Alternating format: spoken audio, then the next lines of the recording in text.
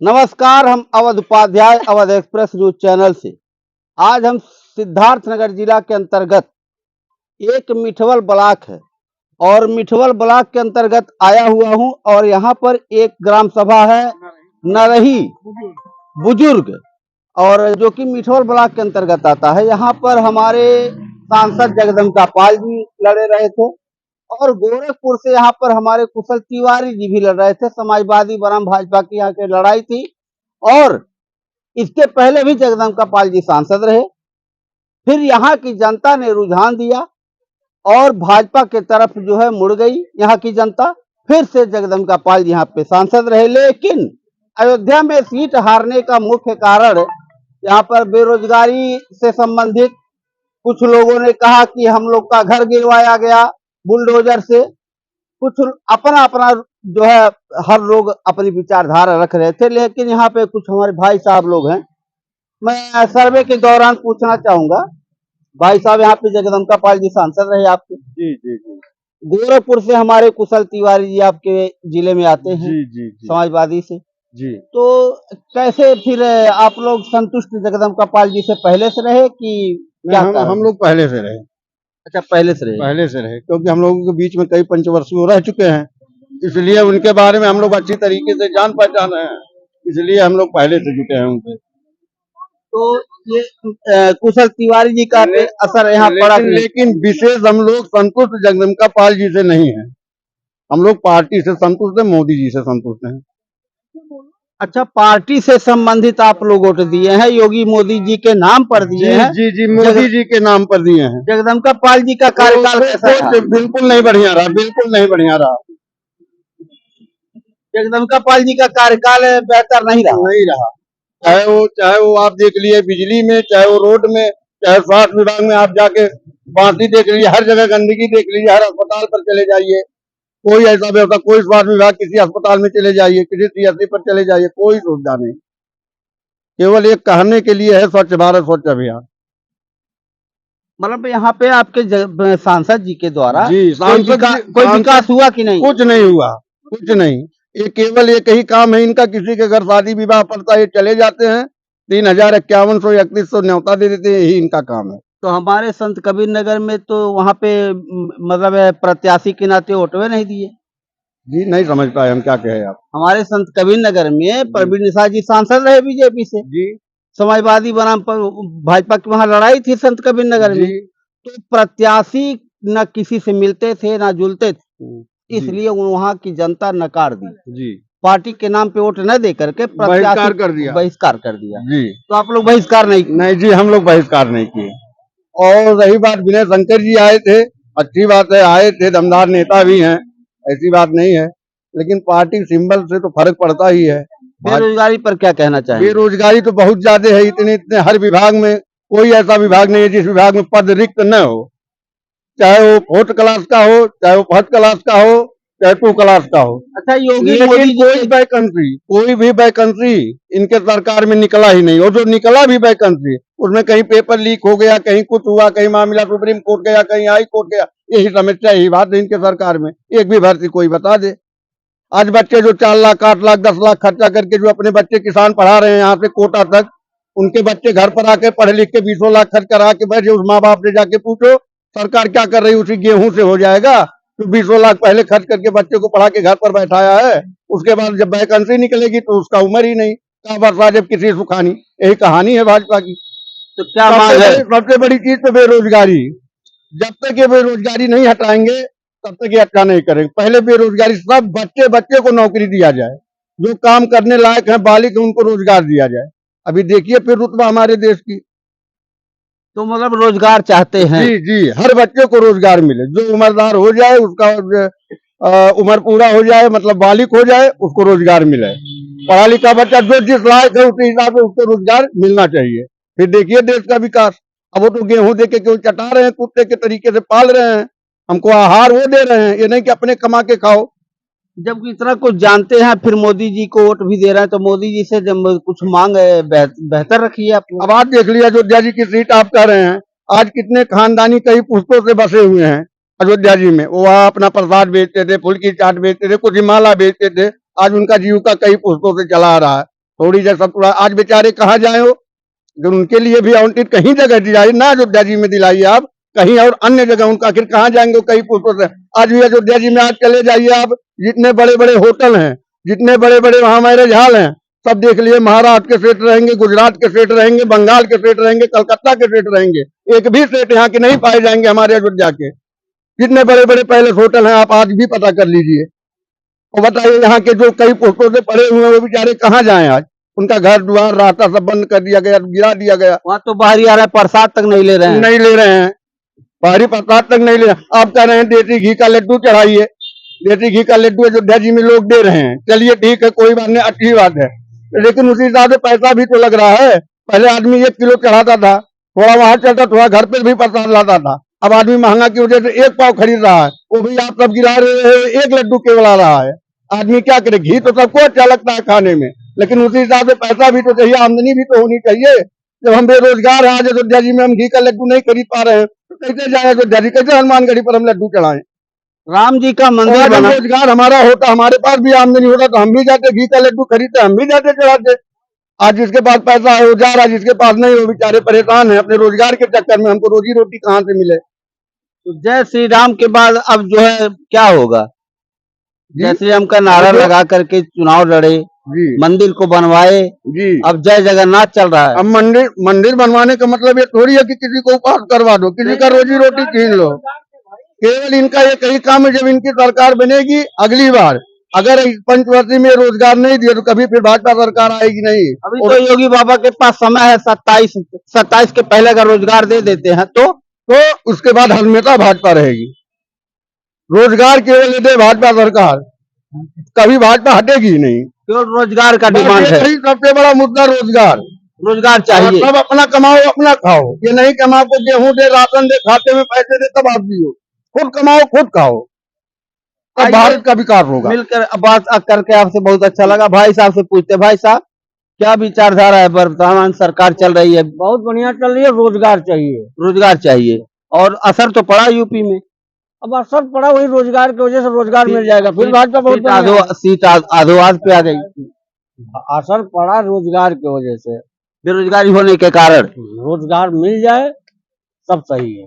रोजगार मिल जाए सब सही हो जाएगा। 80 में 80 सीट लाने का दावा हमारे योगी बाबा ने किया था, जो कि यहाँ की जनता यह कह रही है कि अगर रोजगार होगा तो हम लोगों के लिए सबसे बेहतर होगा, हम लोग भाजपा को ही वोट देंगे। उसी आधार पे हम आप लोगों ने वोट किया है। भाजपा बहुत बढ़िया है, रोजगार केवल चाहिए बच्चों को, रोजगार चाहिए।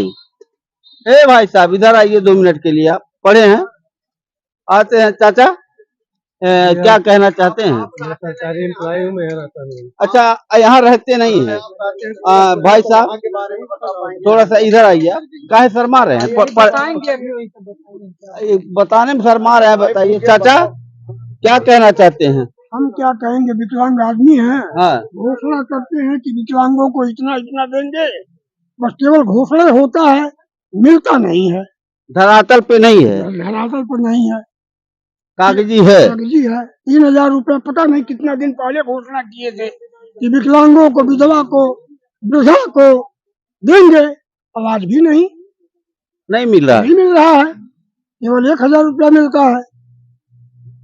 तो सुविधा चाहिए। सुविधा बिल्कुल चाहिए, आखिर हम विकलांग आदमी हैं, वृद्ध आदमी हैं, तो हमको नहीं चाहिए, किसको चाहिए? मतलब केवल भौकाल पे सरकार नहीं चल सकती, बिल्कुल नहीं अब मांग को पूरा करना पड़ेगा। बेरोजगारी को लेके जो है, बेरोजगारी मुद्दा जो चल रहा है आपका सबसे अहम मुद्दा। प्रयास भाजपा सरकार प्रयास करे कि बिफोर मुद्दा पूरा करे, बिफोर पहले तब संभव है उसका सरकार, इसके पहले बिफोर काम करे बेरोजगारी पर, तब तो संभव है सरकार, नहीं तो संभव नहीं है। देखिए, बेरोजगारी और विकलांग और वृद्धा पर अगर वह निगाह नहीं डाले तो फिर सरकार नहीं बनेगी उनकी। आने वाले 27 में असर पड़ेगा, बहुत असर पड़ेगा। अभी तो आधा असर पड़ा है, आधा पड़ा है, पूरा पड़ेगा। आधा असर पड़ा है, पूरा असर पड़ेगा। अगर बेरोजगारी पर, विकलांगों पर, महिलाओं पर और महंगाई पर ध्यान नहीं दिया गया तो यहाँ पे सिद्धार्थ नगर की जनता खुलेआम कह रही है कि मैं योगी मोदी के नाम पर यहाँ पर वोट किया हूँ, न कि जगदम्बिका पाल के नाम। क्यों भाई? नहीं, सही बात है, सही, बिल्कुल सही है, सही है, सही। अभी भी कह रहा हूँ कि हम लोग मोदी को एक सिंबल पार्टी भाजपा को वोट दिए हैं, ना कि अपने यहाँ सांसद को, न महकने में न गन्नाने में। तो आप लोग का भरोसा है अभी योगी मोदी जी पर? बिल्कुल पूरा भरोसा है, अभी पूरा 100%, 101% भरोसा है अभी मोदी जी पर। 27 के पहले सुधार कर सकते हैं? बिल्कुल कर सकते हैं, अभी समय है। अभी बहुत समय है उनके पास। अब तो ये मौका उनका लास्ट परीक्षा है, यही रात अंधी, यही रात भारी, इसी में जो करना ये कर लेंगे। उसे विश्वास तो है मोदी जी करेंगे जरूर। विश्वास है मोदी जी योगी बाबा करेंगे, नहीं करेंगे तो आने वाले 27 में हो सकता समाजवादी भारी पड़ जाए। बिल्कुल भारी पड़ जाएगी, उसमें दो राय नहीं है, भारी पड़ी नहीं। कभी मुलायम थे तब नहीं इतना जो है सीट मिला था, बिल्कुल भारी पड़ गई। अब की बात बहुत खतरनाक भारी पड़ेगा अगर ऐसा रहा तो ये भौकालबाजी अब नहीं चलेगा। कालबाजी बिल्कुल नहीं हो। जनता मदारी पहले समझी चलिए, एक बार देखे और ये समझे कि जनता बिल्कुल बेवकूफ है, लेकिन सबसे ज्यादा होशियार जनता ही होती है, जो वहां बैठा वो बेवकूफ है। जनता सर्वोपरि है। सर्वोपरि जनता ही है। दिखा दिया 1 सेकंड में, समझ में आ गया, इसे दिखा देगी। लेकिन अब की बार विश्वास है कि मोदी जी रेड अलर्ट हो गए हैं, क्योंकि उनको धक्का लगा, इसलिए उनको महसूस हुआ और करेंगे, अपनी कमियों को सुधार करेंगे। सुधार करेंगे और अपने गलती को वो स्वीकार भी किए, एक्सेप्ट किए और करेंगे, ये विश्वास है हम लोगों का। चलिए, फिलहाल भाई साहब ने यह कहा कि अब सुधार करेंगे, योगी मोदी जी पर पूरा भरोसा है, पूरा विश्वास है। अब प्रत्याशी के नाम पर कहीं भी वोट नहीं पड़ा है, और अगर आपका आधा से आधा सीट आया है तो कहीं न कहीं बेरोजगारी से संबंधित, कहीं न कहीं महंगाई से संबंधित, और जो योजना का यहाँ पे लाभ होना चाहिए वह योजना केवल कागजों में है, न कि धरातल पे है, जैसा कि चाचा ने कहा है। तो चाचा यही कहें? बिल्कुल सही है। तो भाई साहब सही है, सही है, ये यथार्थ है। यथार्थ बिल्कुल सही है, बिल्कुल सही है यह बात। तो आप बेरोजगारी के मुद्दे को लेकर के एक मांग रख रहे हैं? बिल्कुल रख रहे हैं, बेरोजगारी हटाए केवल, क्योंकि बच्चे इतने पढ़े लिखे सब घर बैठे, ना कोई वैकेंसी ना कहीं कुछ। अरे शादी तक नहीं हो पा रहा है। शादी का जो शादी तय हुई थी वो भी कट गई थी लेखपाल वाले में। कार मिल गया था, कार भी वापस चला गया बाबू, लेखपाल वाला पेपर लीक हो गया। अब उसी में मामला कोर्ट में चला गया, वो बोला 4 पहिया वापस करो, सदिये नहीं चोरी क्या कर पाऊ। ऐसा हुआ है हमारे गांव में, खुद न रही बुजुर्ग में। भाई साहब का यह कहना है कि बेरोजगारी होने के कारण जो बच्चों के अगुआ आए थे, यानी बरदेखुआ जिसको कहा जाता है, बरदेखुआ आ गए थे, उसके बाद में 4 पहिया भी पा गए थे। लेकिन जब मामला सुप्रीम कोर्ट के अंतर्गत चला गया, तो जब अपेंडिंग में हो गया मामला, तो जो 4 पहिया दिया गया था शादी के मतलब दहेज के दौरान, जो जिसके भी दौरान, वो 4 पहिया को वापस मांग लिया गया। क्यों भाई साहब? हाँ, वापस मांग लिया, शादी कैंसिल हो गई, शादी भी नहीं हुआ, शादी भी कैंसिल हो गया। कैंसिल हो गई। देवरिया जिला शादी भी तय था। तो सारा श्रेय तो बेरोजगारी पर जाएगा। पूरा श्रेय बेरोजगारी पर हुआ।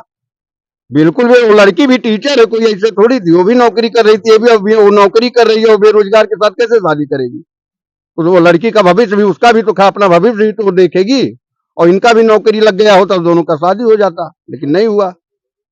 बेरोजगारी होने के कारण जो है बच्चों का, यानी कि लड़कों का शादी नहीं हो पा रहा है। बेरोजगारी होने के कारण घर का व्यवस्था नहीं चल पा रहा है। बेरोजगारी होने के कारण हर तरह से रोजगार न होना, पढ़ पा रहे हैं बच्चे भी नहीं। बेरोजगार के लिए बच्चे ने आज इतनी इतनी महंगी स्कूल है, जितने इंग्लिश मीडियम है।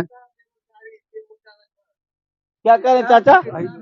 हाँ चाचा बताइए कुछ अपनी विचारधारा। शिक्षा, चिकित्सा, बेरोजगारी पहले सुधार करे, नहीं तो भयंकर विरोध इनका होगा।